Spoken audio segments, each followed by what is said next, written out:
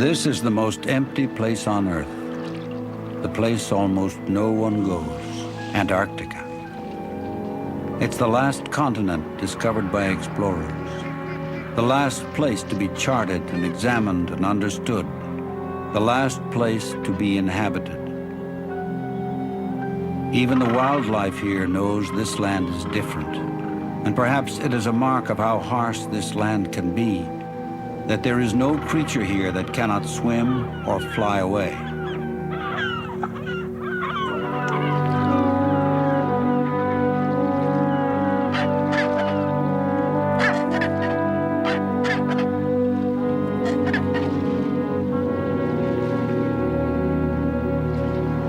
This is the last continent on Earth, a refuge of sorts for wilderness and for explorers.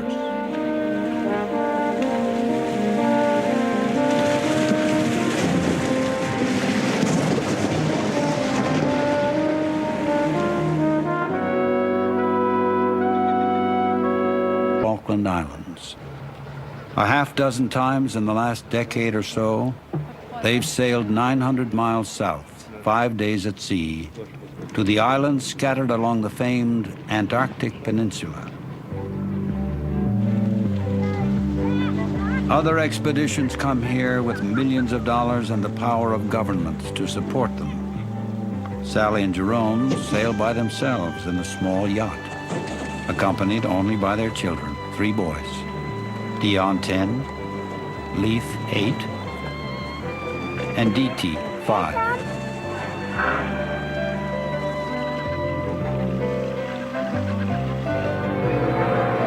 We're going on that one there, on that one over there where the fake pigeons were.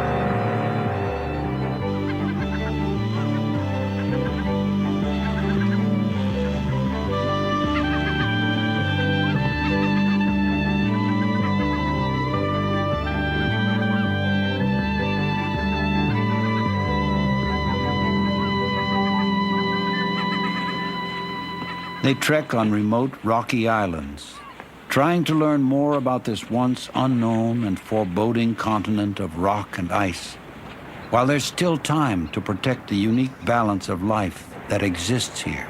Can't you see this, Dennis? I know. It's a long time since I've seen the egg, but I know that they're very big for the size of the bird. Like they are white like that, though. Yeah? I'll take your foot too, right? Yeah. Try not to walk on the moss too much, okay?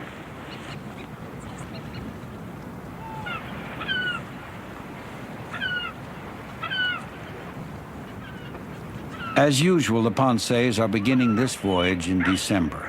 High summer and vacation time for the boys, when some days might get as warm as 40 degrees. This will not last long, the Ponceys know. Winter and ice are never very distant here.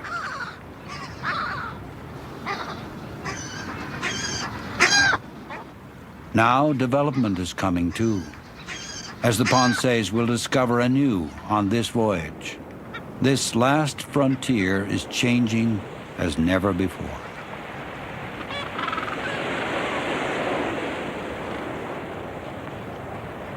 The Ponceys have gradually come to concentrate on the odd and endearing birds that are native to this place. They're concerned now that penguins may become threatened because many countries are claiming interests in the riches that may lie here. The Ponceys will use their boat, part research vessel, part home, to search out penguin colonies all along the Antarctic Peninsula.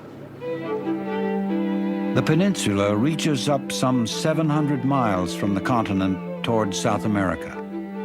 The Ponceys' goal is to survey the size of penguin colonies. That is, to count them, all the way to Marguerite Bay at the bottom of the peninsula. Even further, if the ice will allow them. In earlier voyages, they've found many colonies no one else has ever seen. Deception Island, near the northern end of the peninsula, an early stop for the Ponceys, and the site of a big colony of one of the 3 penguin species dominant on the peninsula, chinstraps. Scientists use penguins as a key indicator species to gauge the health of the entire delicate Antarctic ecosystem. To do that, though, they must know how many penguins are actually here.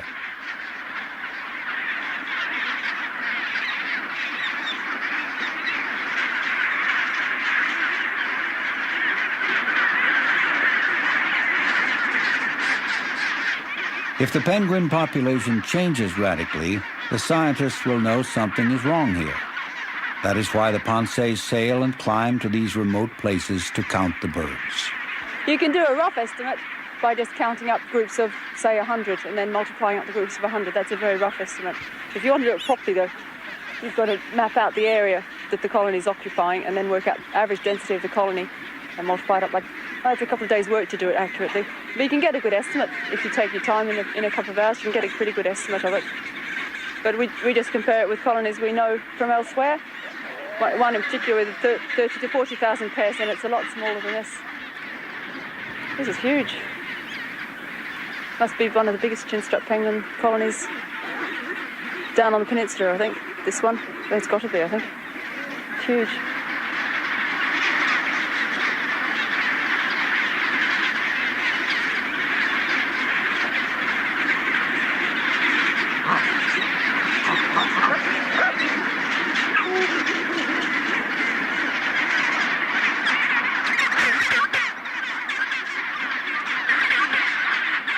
Chinstrap penguins seldom change mates, and they prefer to return to the same nest sites each year to hatch the young.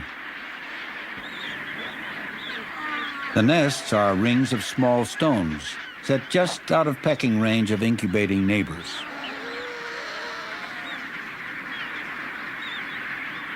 The females usually take the first shift sitting on the eggs, fasting for up to 8 days. Then the males take over and the females can feed again. Some of the small shrimp-like krill they find at sea is regurgitated for the penguin chicks.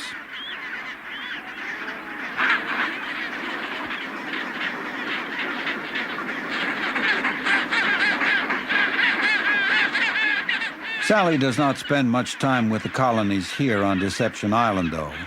This time, her work lies further south.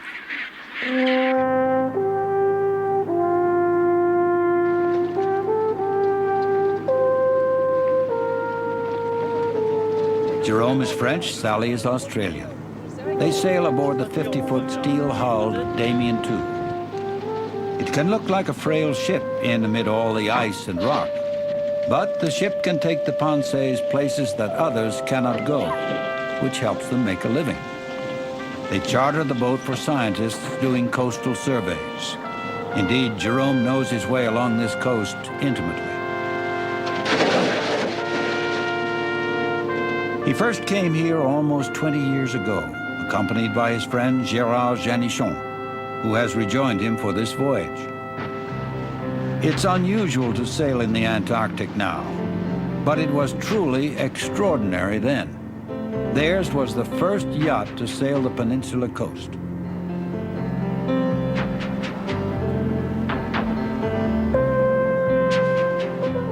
The adventure made them heroes in France. Fees from a book allowed each of them to build bigger and better versions of the first vessel. But new boats don't eliminate the 4-hour watches throughout this 2-month journey, or the sameness of stored food, or the confining conditions of life at sea. These things they simply get used to. But anyone who's lived on a yacht or on a boat, tell you get used to shifts, 4 hours on, 4 hours off, or whatever you happen to do, and it's just something you get used to. You can't have exactly what you want to eat or drink when you feel like it, or you can't wash every day if you want to, or you can't go down to the nearest pub for a drink just to get away from it. You just accept that. It might look difficult to people, but I can tell you, for Jerome and perhaps less so for me, it's far more difficult. It would be far more difficult for him to have to get into a car every morning and drive to work.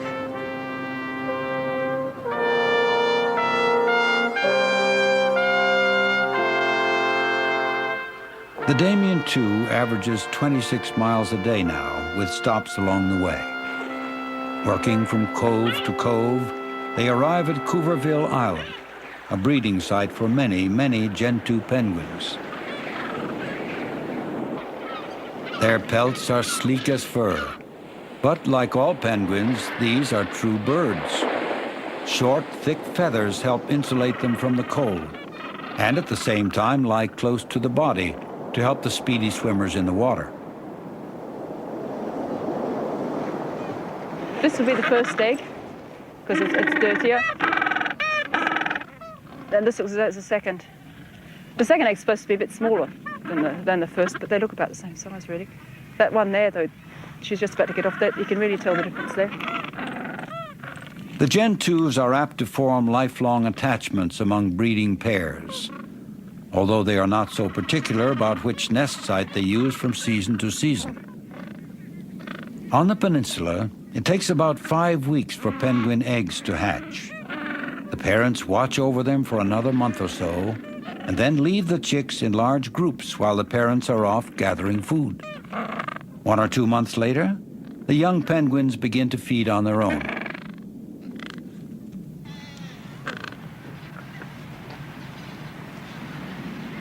Got beautiful nests. These ones are well made anyway, with the stones like that. And they all seem to be just sitting right. If you remember the chin straps at Deception, all mucky, all smelly, in all directions. These are all nice and neat and orderly and quiet.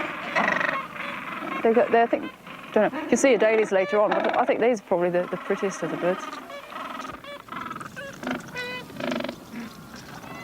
By now, Sally and Jerome have witnessed this cycle of penguin life many times, and still, Antarctica fascinates them. The first time when we come with you, we just put the foot ashore, and that was an achievement for us, at least, and we are very pleased with that. So we've been a bit scared. We've been fighting to reach Antarctica, and the only thing you want after is come back a bit more confident and go a bit farther. Is what we have done, just going farther and farther, each time knowing a bit more. And when you start to know a place, it starts to belong to you, or you belong to this place. And it's what's happened to us.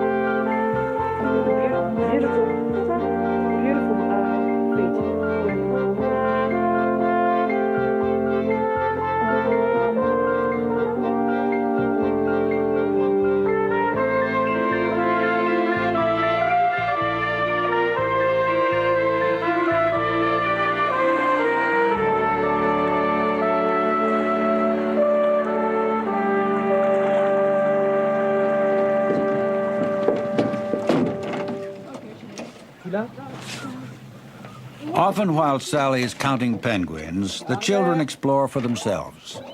At the shore here, they've spotted a leopard seal coming close.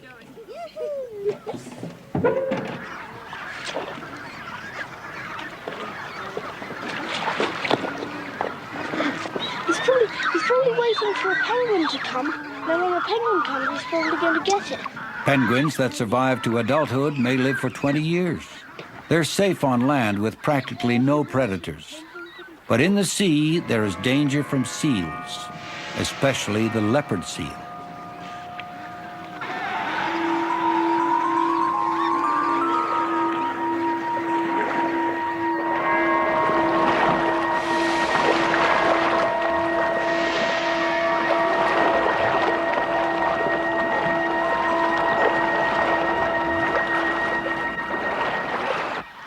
Petey is the youngest of the boys. This is what's a giant sea mouse.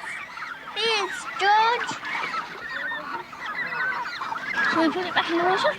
Leif, the middle boy, finds that this summer, geology has captured his attention.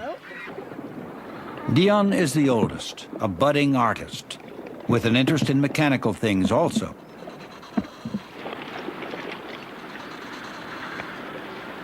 Don't jump. Just go slowly down.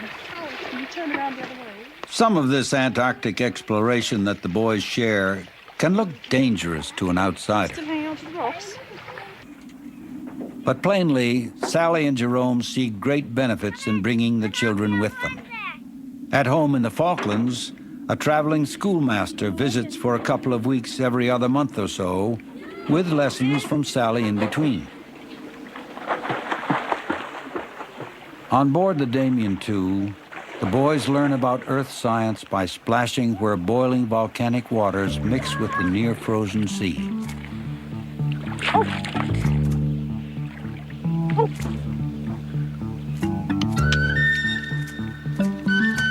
Boys bang away at rock, looking for gold, or fool's gold even, and making plans to get rich and buy firecrackers back at home. Look at that. That's a big lump of mica. Here, take it. There was enough money to buy all the devil dragons in the Falklands. No more, John. John, no more.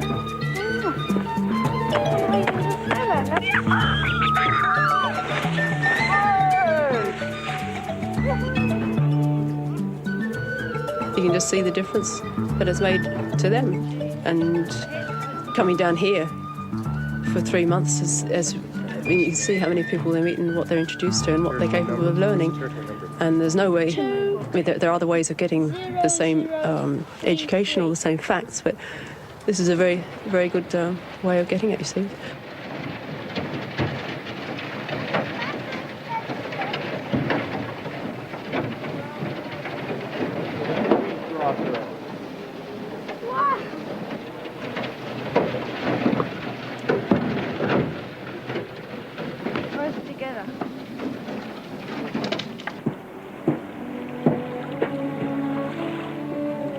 At Foyne Harbor on the peninsula, the boys explore a site left over from one of the first significant human impacts on the Antarctic. It's an old whaler's anchorage, where boats once filled casks with glacier water. The whalers are long gone. The whaling ship lies abandoned where it ran aground.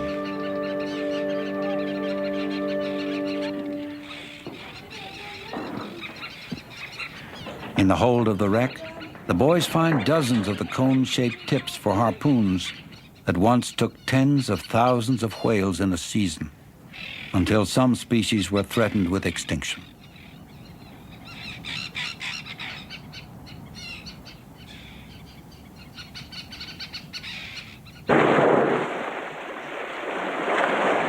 At last, international protest put a stop to commercial whaling. And there are signs that the animals may be recovering in the southern oceans. Yeah, you can see the ripples. Just there. There. 3 humpbacks approach the ship. Their size and curiosity must have made them easy targets for the whalers. Here's one.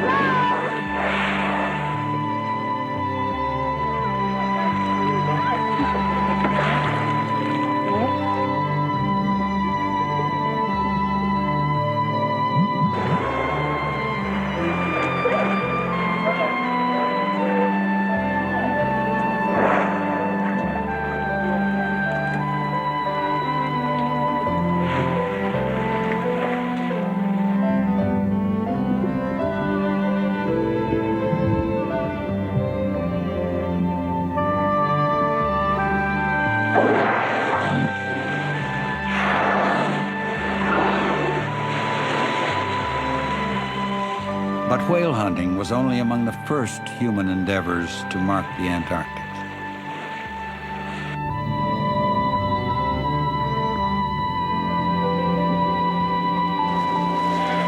Near Palmer Station, an American research site, Dion joins a party of skin divers from the base who are going to see what remains of one of the biggest environmental threats the continent has seen.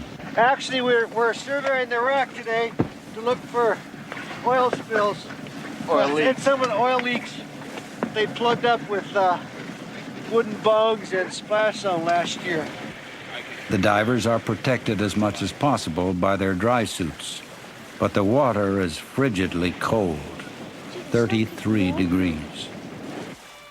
Early last year, an Argentine supply ship that doubled as a tourist boat ran aground. Passengers used home video cameras to take these pictures. Within hours, they were rescued, but 4 days later, the ship had turned on its side. The ship's cargo of diesel oil began to spill. A Chilean Navy ship arrived quickly to contain the damage, but it was a month before Argentine and American crews managed to seal the wreck. It had about 250,000 gallons on board, and they're estimating that about half of that, 125,000, came out when it rolled. It might have been worse if the ship had carried heavy black crude oil instead of diesel fuel. But still, scientists worry that their research will be affected because the once pristine area is no longer so pure. The wreck has gone through a single Antarctic winter, but the damage has been very severe. It's kind of like a beer can that's been totally crushed. And there used to be 2 helicopters there. There's no sign of them at all now, other than 2 tires. And the heli deck is mostly crushed. And there's no visible signs of oil leaking out anymore. Any cleanup operation would be difficult here. Indeed, all along the peninsula, it's clear that very often no one bothers to clean the mess that is left behind. The penguins hardly seem to notice, but nevertheless, many environmentalists are concerned that we may spoil the last really large wilderness left on Earth before we begin to understand it.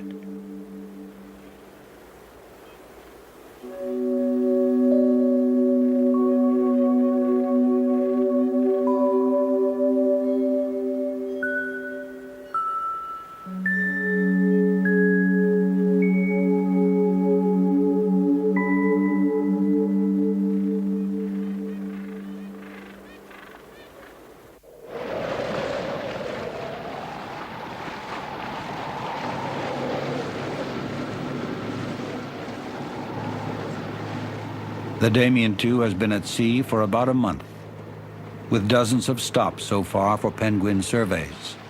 Now Jerome has set course for Dream Island, about halfway down the peninsula.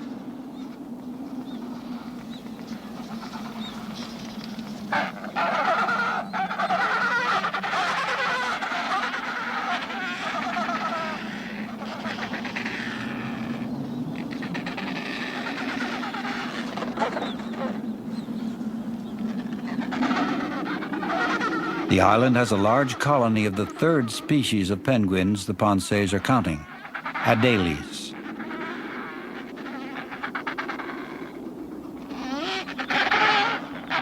Look, 2 young males fighting. That's really good. That's fantastic up there. There are remarkable elephant seal colonies here also. And for the seals too, the Antarctic summer is the season of the young. Well, it's a bit slippery in all this muck, especially where the penguins have been. And I don't want you to fall in that. Oh, you're right, there's a weenie. They've been fed by their mothers until they're sort of round, slug-like things, really fat. And the mothers go off and leave them, and they have to survive on the reserves they've made during the feeding time. They're just on the mother's milk. And they lie around on the beaches in groups. They're really, really sweet. Children quite like them. They're very beautiful to look at that stage. As they get a bit older, they're not so nice.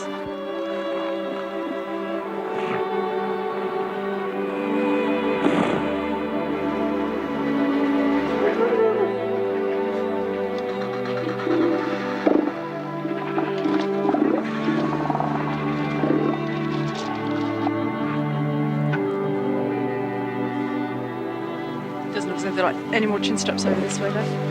They seem to be confined to that area back there. So I think I'll go back on the point and stop for a moment. It's too wet.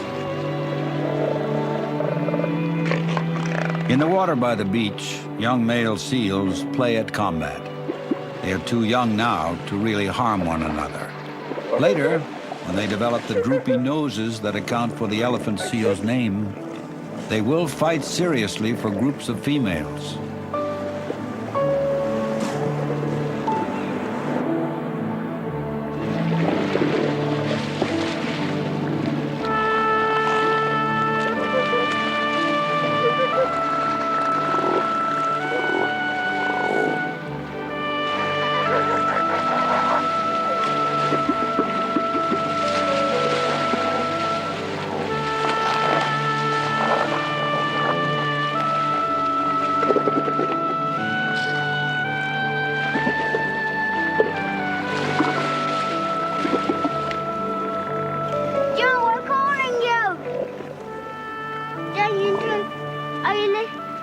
Going to come back, Joe?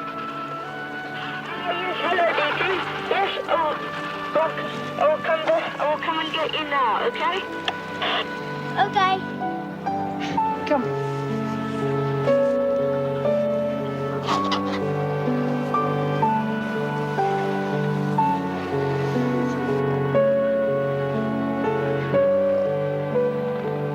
All along the coast, the Panseys find sites of earlier explorers, many of them no longer in use.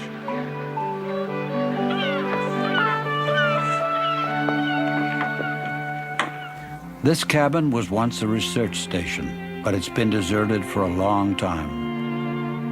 Inside, there are copies of letters and dispatches that are decades old. She'll be returning home about June and anticipate finding civilization somewhat bewildering. So would like to be considered for service as relief warden at a small hostel in the Highlands. It's the kind of thing now, over 30 years since it was put up, and it really is the kind of thing now you can say it's part of the history of this place, and it really should be preserved and looked after to keep it like this. And all this food, you never get food like this again in boxes. No one eats this kind of stuff anymore. But it's still here, and this is how a British base worked 30 years ago. And it's really worthwhile doing something about.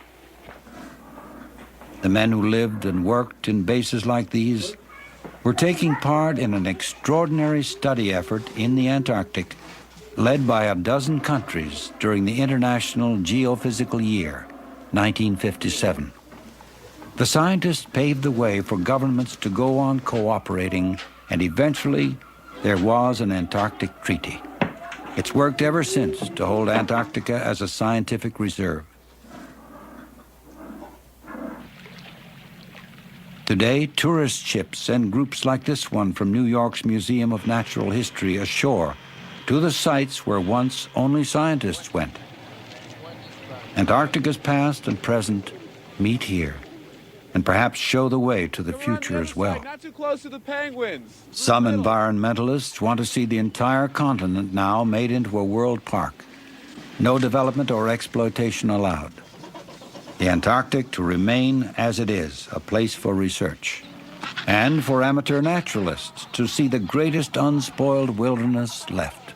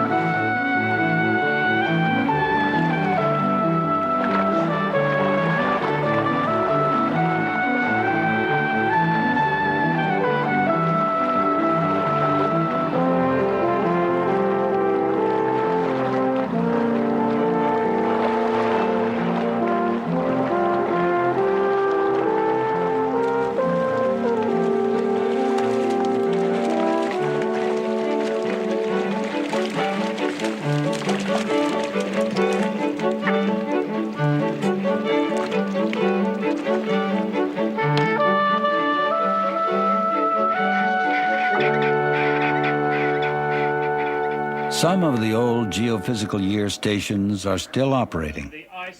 The British base Faraday, for instance, plays a role in researching the periodic huge loss of ozone in the atmosphere over the southern polar region. Further south, another British base, Rothera, serves as a headquarters for inland science projects that can only be reached by plane. The flights take off from a runway cleared from the glacier, with a path well marked so the aircraft doesn't slide into one of the nearby crevasses that split the surface.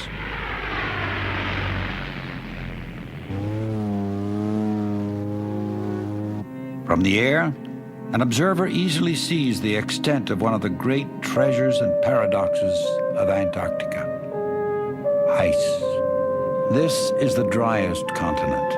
Hardly any snow or rain ever falls. But what does fall is frozen in place and remains. So Antarctica is both the continent with the least precipitation and the one with the most water, almost all of it locked up in ice. Some estimates are that 70% of the world's fresh water is here. The ice here on the plateau also provides an ancient atmospheric record that's key to studying new phenomenon such as the greenhouse effect. These operations are just underway. When full drilling begins, the scientists will be able to plunge the drill bit through centuries to see what changes have occurred over time.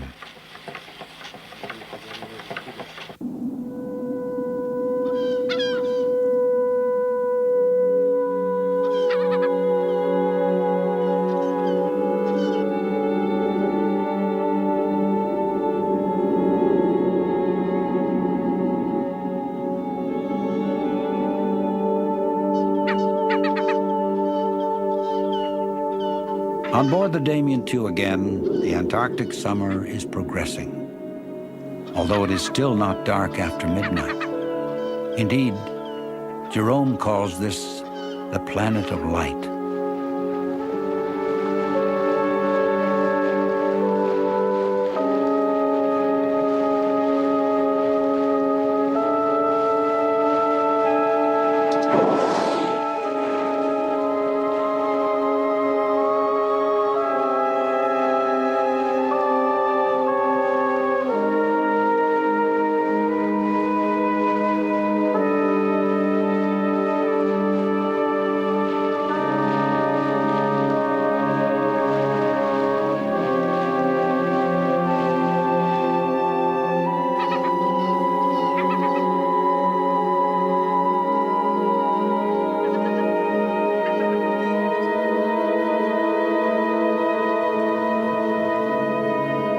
There are only a few stops left for the travelers, one of them a special place for Sally and Jerome.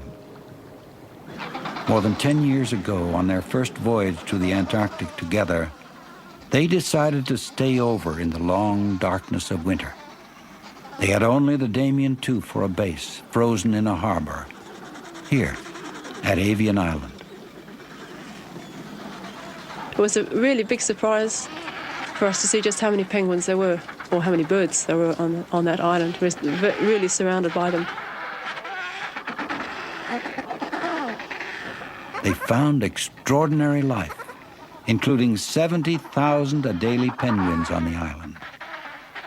Avian is located at the top of Marguerite Bay, and it's the breeding ground for much of the bird life that lives and hunts throughout the Bay region. If something happened here, it could seriously affect bird life in the entire Bay Area. Besides the Adelies, there were giant petrels and cormorants, gulls, skuas, and every single bit of that island's covered in birds. And you're surrounded by birds, and you really do live part of that cycle of the summer season with them completely. I don't know, whoever comes here to look at the birds will realise that the giant petrels here are more wary than others anywhere else, really. I see. Perhaps. But the Ponces are disturbed to learn the birds may soon be sharing the island. A Chilean scientist from a nearby base is examining Avian as a possible site for future studies. don't. It depends what they want to do. If it's going to be... Sally and Jerome are beginning to worry that the many scientists and bases could soon overwhelm the fragile wilderness they have come to study.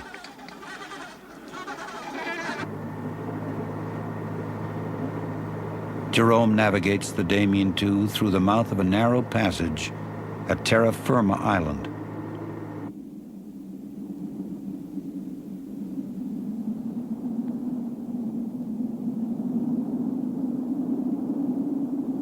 They are very far south now, nearly at the base of the peninsula, where conditions are terribly harsh. Some years the sea is frozen solid here. The air is very cold. Nonetheless, small patches of grass and pearlwort flourish here. Unexceptional in any way, except that these are the southernmost flowering plants known to exist anywhere. The furthest outpost of green in a world that is almost all grays and blacks and ice white.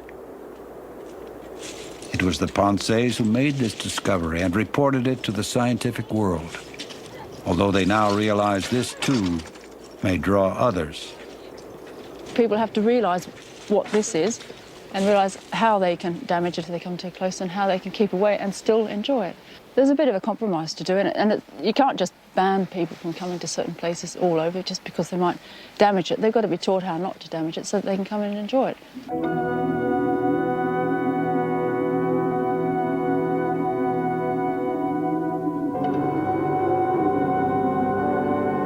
Many explorers must pause to wonder a little at what they do and at what will be done by those who inevitably will follow. Not many will follow this far, however. The Damien II is entering what is called pack ice, a great plain that's frozen not quite solid. You can feel that you're very far south and there's no one else in the pack and you are nothing much more than another little bit of ice. And you can really feel it as a living thing. You can feel it, you can see it moving up and down with the swell as it's breathing. And you see animals in it, the whales which come up to breathe just behind the boat because there's no other space for it, and penguins on it. Look there. What is that? Look how they took their nose. What do it? Bomba. It goes right under the ice.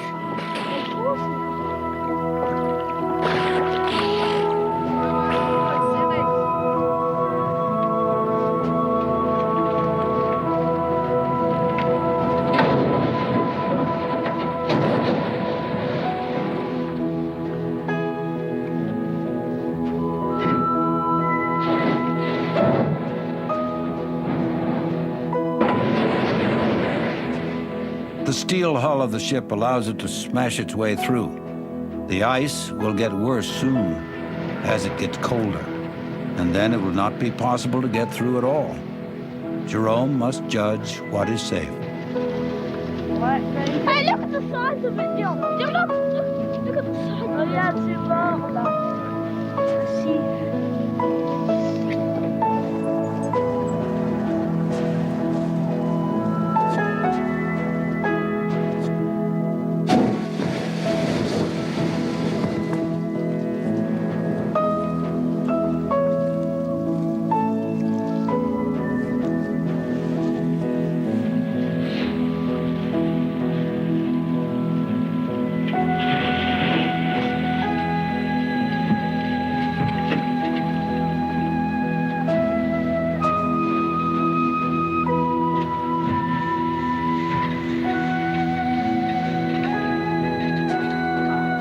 They have gone as far as they can. The Damien II must turn back toward King George Island.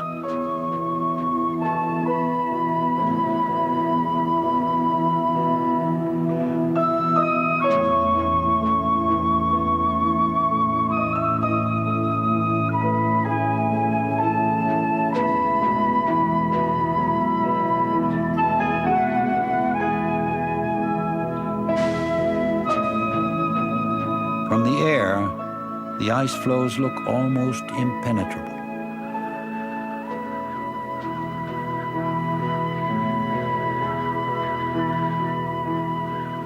once you've been through a really bad storm and just got out, or you had to go through a lot of ice and just managed to get through, and the next day's beautiful weather.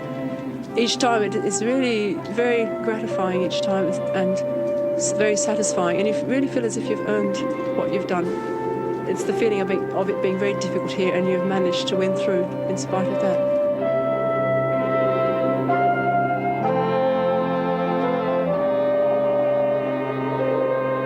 But all along the peninsula, it is clear that, as with all frontiers, this one is developing.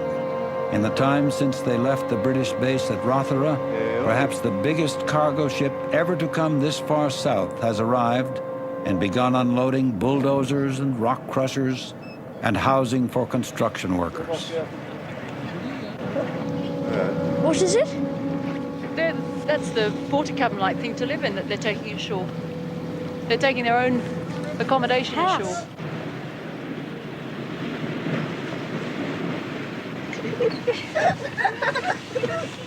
Bon, I propose a whiskey for that.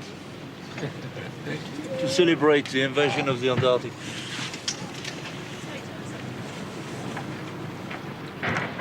The small landing strip on the snowfield above Rothera is to be replaced by a gravel runway, so bigger planes can come and go regularly. It will mean blasting away part of a hillside, but the scientists say it must be done if their work is to go on. The Antarctic Treaty, which has worked to protect the polar region for 3 decades, may be reviewed next year. Some countries are interested in exploring for oil here, or for minerals. Already there is an agreement for exploitation that the treaty nations are considering. Some think offshore drilling for oil is certain, and that is going to mean the greatest change yet for Antarctica.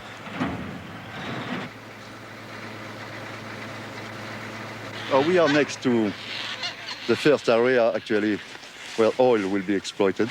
It's next to this sedimentary depot, so will be some oil rig somewhere here. And maybe this one will die covered with oil, like that.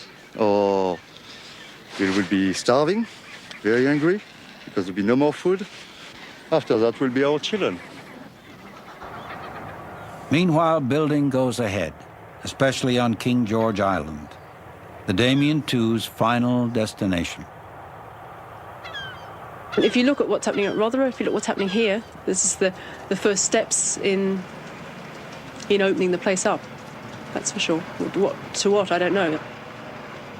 The rest of the world is still over the horizon, but it seems to get closer every day.